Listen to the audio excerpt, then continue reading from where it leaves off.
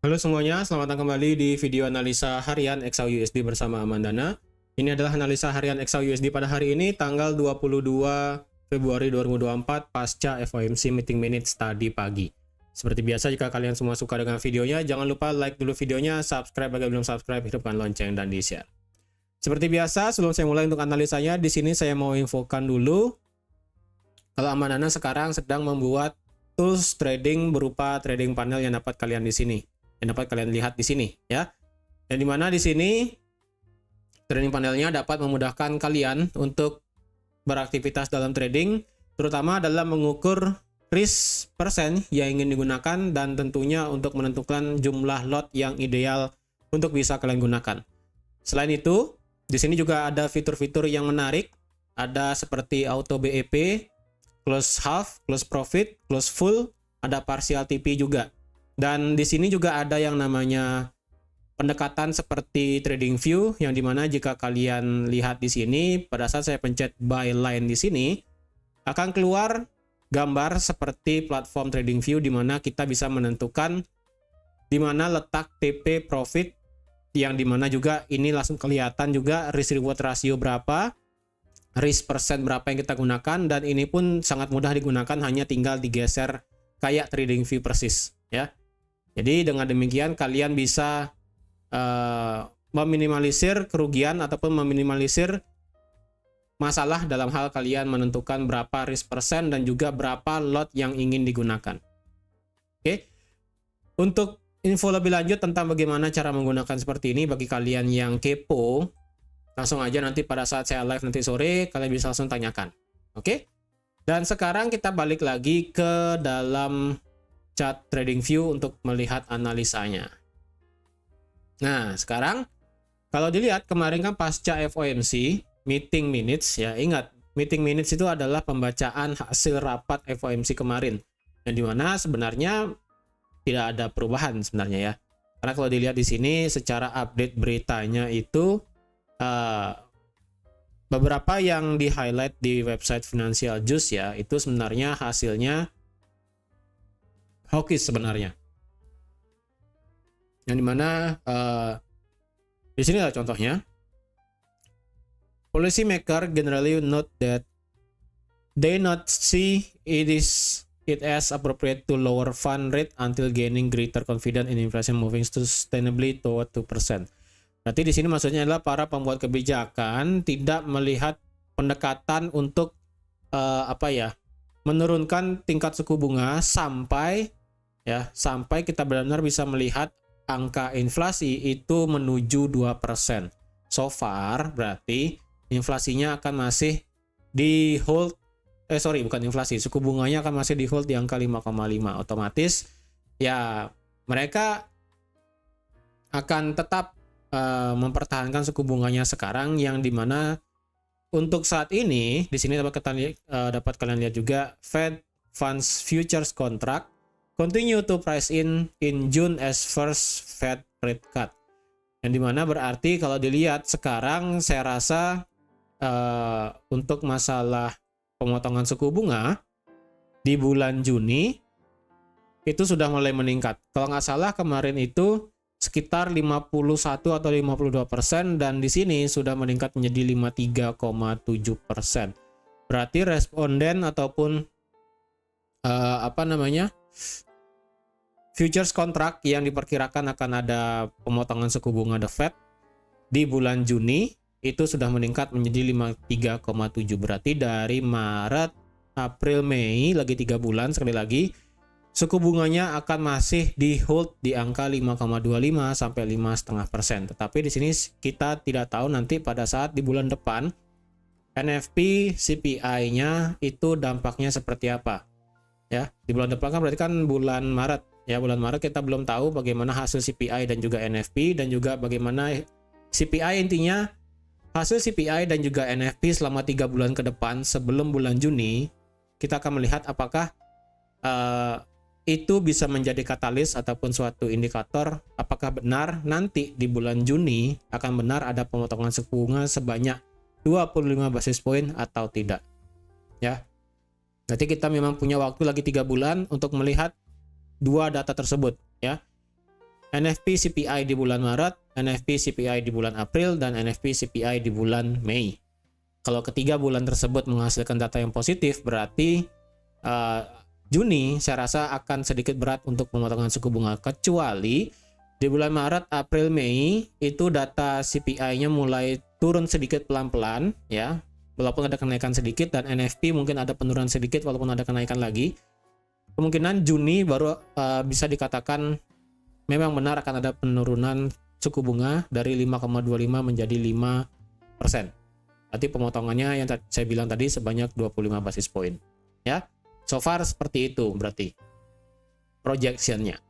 Dan kalau kita lihat berarti karena yang saya bilang kemarin tidak ada kata-kata perubahan ataupun tidak ada suatu stance ataupun suatu topik yang benar-benar membuat US dollar itu menguat ya.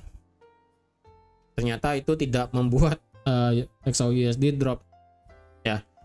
Dropnya itu hanya berkisar, dia break di bawah 2023 ya, break di 2023, dan saya rasa akan turun sampai ke 2017 ya minimal. Ternyata dia berhenti di 2020. Sampai di 2020 harga kemudian naik lagi. Berarti secara nggak langsung, kalau kalian ingat key level 2020 itu kan ada di daily ya. Ini key level 2020 dan 2019 jika kalian ingat berdasarkan analisa yang sudah saya berikan beberapa hari atau beberapa minggu yang lalu ya. Key level 2019 dan 2020 itu kan yang menjadi topik hangat beberapa minggu kemarin ya, yang dimana itu sebenarnya menjadi acuan yang sangat kuat ya. Kemarin harga sih kebetulan juga turun sampai ke 2020 lah, di sini 2020,12 kemudian naik lagi. Nah so far berarti bagaimana nih?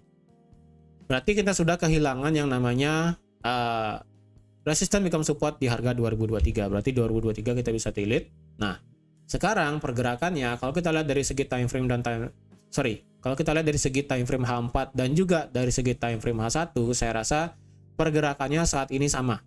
Ya, kalau dilihat untuk saat ini ya, pergerakan dari segi time frame H4 ini naik, kemudian turun, kemudian ini naik, ya, kemudian ini turun, kemudian ini naik, kemudian ini turun, kemudian ini naik, ini turun, ini naik, ini turun.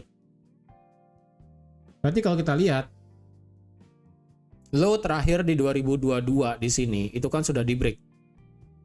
Berarti di sini ada dua kemungkinan.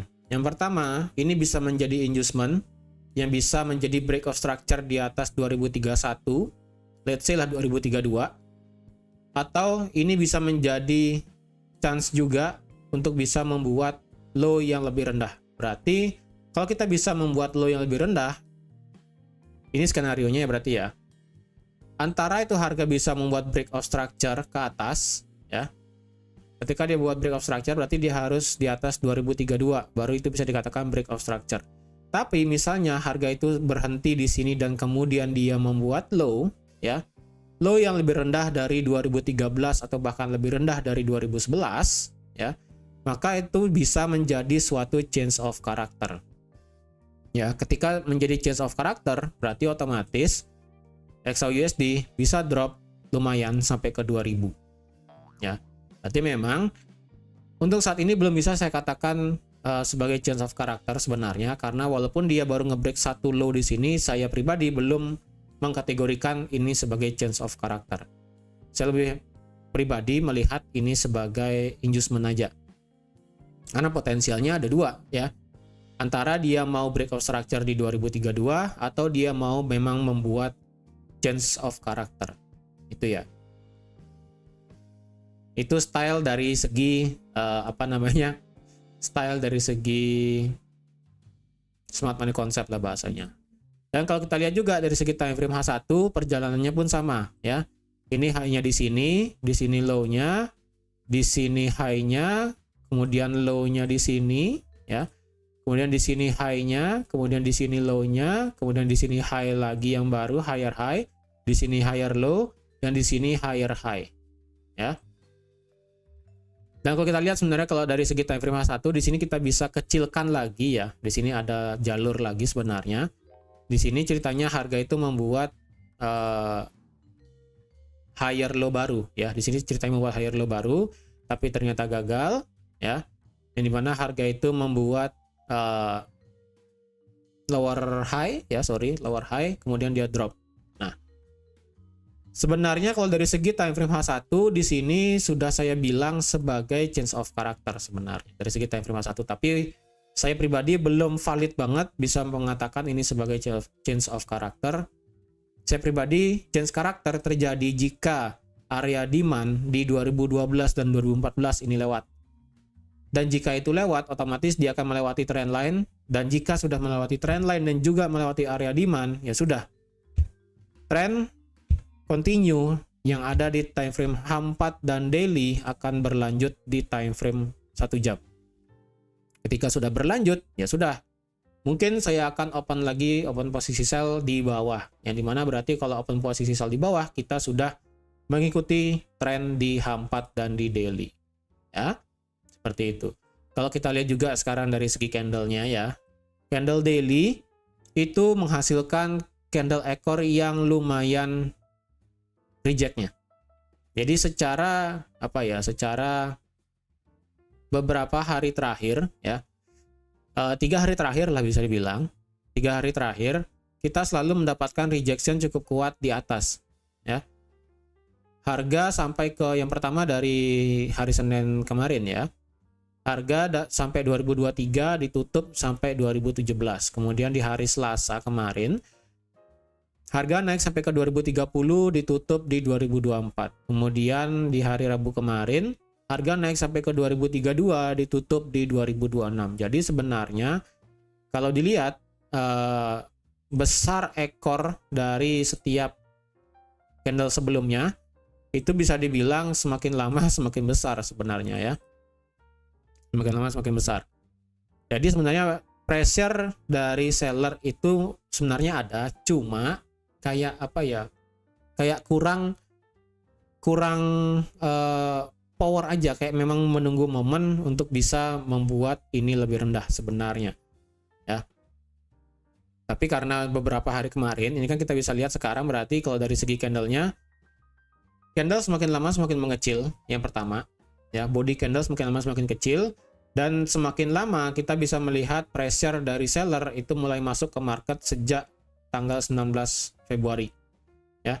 Tanggal 19 Februari selalu ada pressure dari seller, dan semenjak dari 15 Februari sampai hari Rabu kemarin itu semakin lama bodinya itu semakin kecil, dan akhirnya yang paling kecil adalah hari Rabu kemarin yang hanya besar bodinya itu hanya sebesar 17 pip ya, dibandingkan dengan di hari Senin, yang dimana hari Senin ini sebenarnya tidak masuk ya, karena kan market US itu libur. Tapi market US libur pun bodinya 45 pip. Jadi kalau dilihat sebenarnya kemarin itu 17 pip besar body candle-nya. Jadi kalau saya rasa untuk hari ini, jikapun harga mau turun ya, kalau sekali lagi harga itu mau turun, saya pribadi belum bisa mengatakan ini sebagai change of character yang pertama ya. Saya pribadi kalau mau turun ya sudah, turunlah sekalian ya, turunlah sekalian, ngebreak ini 2014 ataupun 2012, itu akan saya bisa sell di sana nanti. So far di sini tidak akan saya mau apa-apain dulu ya. Dan kalau kita lihat untuk hari ini secara berita, nanti malam kita ada berita flash manufacturing dan flash services PMI yang terjadi di jam 10.45 WITA atau enggak di jam 9.45 WIB. Untuk di sini dari segi data flash manufacturing itu ada revisi sedikit ya, revisi meningkat dari 50,3 ke 50,7 dan diperkirakan turun ke 50,5. Sedangkan dari segi flash revisi PMI di sini direvisi turun sedikit dari 52,9 menjadi 52,5 dan diestimasi akan turun menjadi 52,4. Berarti kalau kita lihat kedua data nanti malam itu diestimasi akan masih di atas 50. Jika nanti malam kita bisa melihat data flash manufacturing dan flash revisi PMI di atas konsensus ya. Ini saya bilang di atas konsensus berarti bisa di 50,6 ataupun dari segi manufacturing PMI kalau itu 50,6 dan dari segi services PMI itu 52,5, ya di sini saya katakan at least dia itu harus di atas forecast atau di atas konsensus. Kalau di atas kedua itu, kemungkinan kita bisa melihat penurunan XAUUSD sampai ke 2012. Cukup kuat untuk penurunannya karena berarti dari segi manufacturing PMI dan services PMI itu masih bagus, masih mengalami ekspansi namanya. Ya.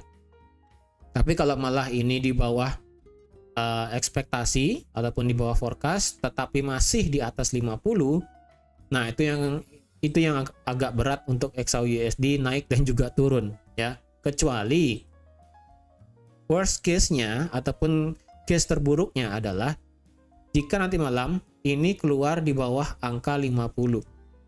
Jika ini keluar di bawah angka 50, ya, maka XAUUSD akan bisa lumayan bergerak naik sampai ke 2035-2037 karena manufacturing dan services PMI itu mengalami kontraksi. Ya. Itu dari segi manufacturing dan services PMI. Selain itu kita juga punya acara mingguan seperti biasa di hari Kamis, ya, yaitu unemployment claim. Yang sekarang unemployment claim ini diperkirakan akan naik dari 212.000 ke 217.000, ya. Kalau ini keluar di atas 220.000 atau di atas, atau case terburuk adalah di atas 225.000 atau 230.000, itu mungkin akan mendrive XAUUSD cukup kuat naik, ya. Dan skenario terbagusnya adalah jika unemployment claim-nya ini di bawah 210.000, ya. Di bawah 210.000 atau kembali lagi ke angka di bulan Januari 2024 tanggal 18 yaitu 187.000. Kalau bisa balik lagi ke angka ini, wah itu bisa benar-benar mendrive XAUUSD. Yang pertama kan turun dulu sampai 2017, dan jika flash manufacturing juga hasilnya bagus, ini bisa di break zona demand-nya, ya. Jadi nanti malam kita perlu data yang benar-benar memastikan kemana arah sebenarnya XAUUSD, ya. Karena dari FOMC meeting minute semalam itu tidak terlalu memberikan arahan yang jelas sebenarnya. Oke, jadi semoga nanti malam kita bisa menghasilkan data di sini dari segi unemployment claim dan juga flash manufacturing dan flash services PMI. Semoga hasilnya clear kemana, ya. Dan untuk hari ini saya rasa sekali lagi pandangan saya untuk di XAUUSD masih bearish, dan saya hanya akan menunggu sell lagi untuk hari ini. Jika dikasih kesempatan akan menunggu lagi di 2030 ataupun 2031, let's say misalnya nanti sore, ya, pada saat live kalau ada kesempatan nge-sell saya akan nge-sell lagi, ya. Tapi kalau nggak ada, ya sudah, saya nggak mau nge-sell.